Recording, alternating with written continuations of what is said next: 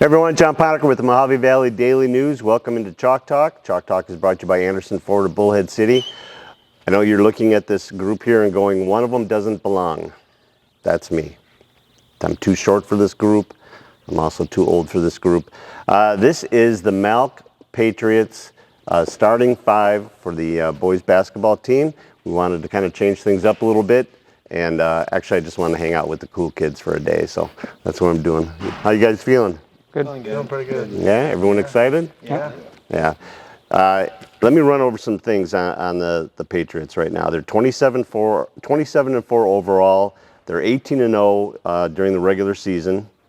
11-0 in league.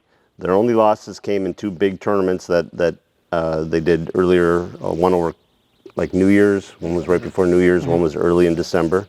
They're currently on a 14-game winning streak. They just clinched the sectional championship, right? Heading off to play. Well, this airs on Friday, so it'll be tonight when this airs. Yes, sir. Play Desert Christian tonight.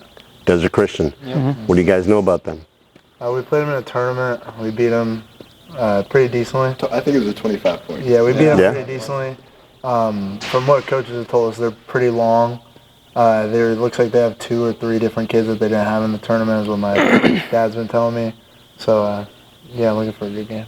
All right, that's Tyson Banks. Let me run through the lineup here. I probably should have introduced. Everyone by now knows Aiden Honiger, leading scorer, last month's Athlete of the Month. Tyson Banks, who seems like we are spending more and more time talking about Tyson's play. He's been picking it up and picking it up and picking it up. Good job. This guy, everyone knows, Josh Neal, leading rebounder in school history. Steven Lopez and Lucas Leslie. And Lucas was also one of our athletes of the week as well. So got a lot of, I'm feeling like I'm among royalty here. So you guys were in the state title game last year. You lost. I know that it was probably heartbreaking for you guys, but came back in this year. There was a lot of expectations coming into this season. Can you tell me a little bit about the pressure of that? Let's start with you, Josh.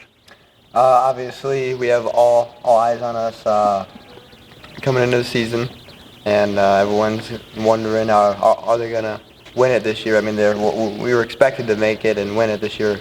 So the pressure has definitely been there, but it seems like we've been able to overcome it so far. Haven't had any problems. Yeah, looking at your stats, it doesn't look like, I mean, if you want to call Baghdad and see how they feel about how you guys were, that was a little whitewashing. Call them out, huh? Anyway, Baghdad, what do you think? Are they ready, or I don't know. Aiden, let's ask you about it. I mean, coming into the season, there's a lot of pressure, and you seem like you guys just stepped up. And I don't really think we had too much pressure. I know my guys. I know what they could do. Pressure wasn't really a thing for us. I mean, being down 2 guys with the injury and then COVID, being down, then the pressure comes on. But overall, I don't think we had very much pressure against any of these teams. Yeah. Lucas, what do you think? I definitely there's at the very beginning there's probably a good amount of pressure, mostly just because we have 5 seniors on the team, so it's their last year and they obviously wanted to win it all. But I think other than that, it quickly went away and we were just doing our thing, just winning games. Did you guys? I mean, did you feel everywhere you went you had that bullseye on you that people are looking at? Yeah. Target on the back. 100%. Yeah. Melk's coming to town. These are the guys we got to go get. I mean, I can tell you, every team that we've played has given us their best game. Their best. Everyone. Even Baghdad. Even back then. Circle the calendar when they see our name. They're like, if we can just win this one game. Our year's made. They have Seriously. a desperation factor. Like they know they're supposed to lose, so like they will play the hardest game. And if they lose, they're like, oh, whatever. But then if they win, they have that. This is the greatest day. Yeah, like that. So that little chip on their shoulder. So everyone gives us the hardest game they possibly can. I mean, it definitely helps us, 100%. But they have that little almost desperation factor of like, let's see it, and it just gives us a hard game. It comes out on social media. Yeah. Oh, does it? Yeah. On their social media that, hey, come anywhere. down. There's been Other teams have opinions on our games for when we don't even play them. That's funny. Yeah. Keeping an eye on you. So, Aiden, you mentioned injuries. Josh, you suffered a knee injury. Sounds like you're coming along pretty well on that, right? About pretty steady. Yeah. Now. Good. Yeah. Aiden, let's ask. I mean, how was it when you went out there down 2 guys? I don't. You were out with. I had to deal with the COVID protocol for 3 games, I believe it was. Yeah. So I was out for 3 games. So you're trotting out there with a couple of replacements on the starting lineup with you. How? I mean, do you feel added pressure? Do you just know that those guys are there and gonna do their thing? I mean, just a little pressure, but I know like my other 2 guys that I had that I've been playing with, the other 2 starters. I know what I could get out of them and what they're gonna do. So I wasn't really much pressure on them, like me, having to worry about what they do. The other 2, Owen Davis came off the bench and played absolutely well. Yeah. Helped us a lot, and then I can't remember who. Yeah. Ramon came off the bench, and I know Ramon Lopez. and then I know what he holds and everything. So kind of the pressure was there at the start of it, and then it went away as soon as That's excellent. we all clicked back together. Next man up kind of a thing. And it seems like that's about when you really started even taking bigger leaps, huh? Yeah, definitely when Josh went out, I had a big role to fill. Being out with him, no one really had that role of grabbing all those rebounds or scoring as much as he did. No one really had that role, so I kind of just felt like, and me and my dad would talk about it all the time, like it's time for me to step up, take those roles. Even like not go out and get 30 a night, but go out and contribute 15 plus, because we need that. We need someone to fill that spot to make up those points. And I just really decided to step it up. But I'm going to go out and talk. Ramon is now hurt with a knee injury. Oh. I figured we might as well talk about that because now we're down another guy. We got Lucas back and then lost Ramon. So now being out with Ramon, just another injury to back up or to push through just another injury. So and that just adds. I feel like for me, it adds to the pressure now knowing like we're down another guy. Like if something truly does happen, like we really have a lot of adversity to go through, but I think we can handle it. Once we get in the game, it's all pressure right now, but once we get in the game, tip goes up.